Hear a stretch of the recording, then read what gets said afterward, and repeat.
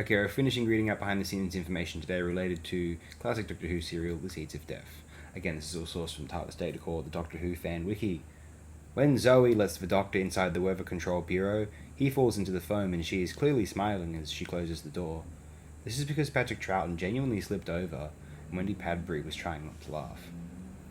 This is the first of 2 consecutive Doctor Who stories directed by Michael Ferguson, in which the title contains the words, the ellipsis, of Death, the second being The Ambassadors of Death.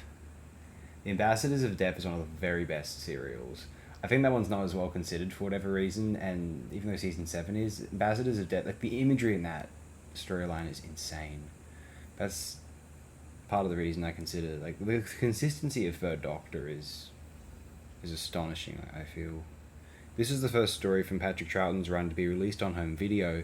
It was also the first story from the 1960s and in black and white to receive a release.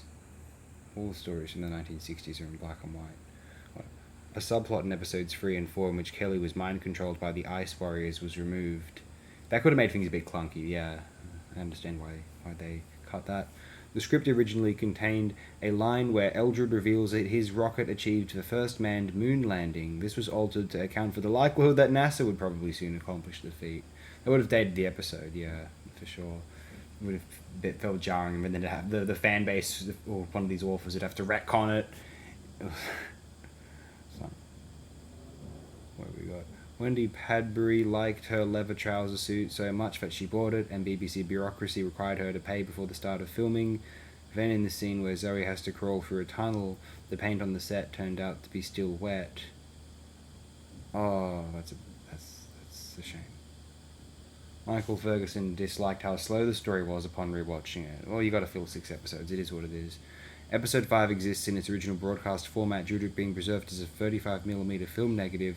Effectively, it is a much higher quality print than the 16mm telerecording copies of the other 5 episodes originally shot on videotape. The novel Transit introduced the thousand-day war between Earth and Mars following this serial, dating the late 21st century setting, specifically to 2086, with The Indestructible Man putting this serial before 2096. It was originally planned to have 4 standard Ice Warrior costumes available, but this was reduced to 3 in order to cut costs. And also, there's a myth here, Slar is an Ice Lord, where he's never referred to as an Ice Lord or even as a Lord, but is presented simply as the commander of the Martian forces. His superior is, however, identified as a Grand Marshal, misspelled as Grand Marshal, 2 L's at the end, on the closing credits. Okay, that's all well and fine then.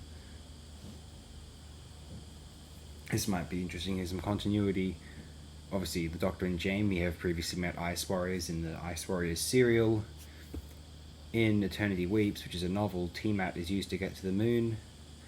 In this novel called Transit, it mentions Tiamat in reference to the Stunnel Project.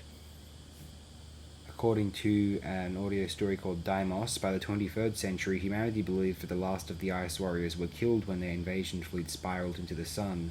A documentary on the incident was produced and broadcast on the History Channel.